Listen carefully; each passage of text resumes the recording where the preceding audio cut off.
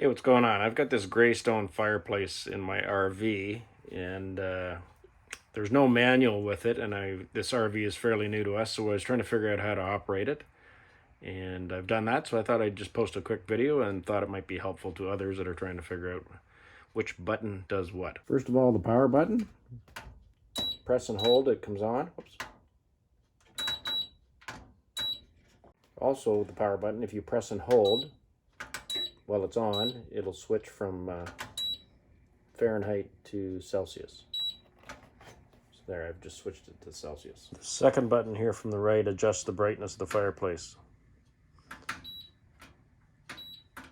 don't know if you can see it in the video, but each press it's getting dimmer and dimmer.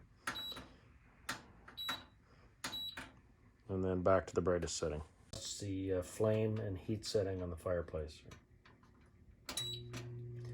So that's a low, high, auto settings, which follow on the next several presses. So 21 degrees, 18 degrees, 35 degrees, 32 degrees, 29 degrees, etc.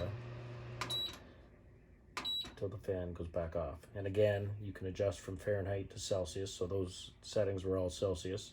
You can just adjust it back to Fahrenheit by pressing and holding the power button. And this last button here, fourth one from the right, just is a sleep timer for the fireplace. Auto off, so if I have it set at 30 here, the fireplace will go off in 30 minutes. 1 hour, 2, 3, 4, 5, 6, 7, 8, and 9 hours are all the settings. So depending on which setting you choose, your fireplace will automatically turn off after that setting. And that's it for how to operate this Greystone RV fireplace. Hopefully this was helpful to you who, like me, were missing the manual on how to work this fireplace. Thanks for watching.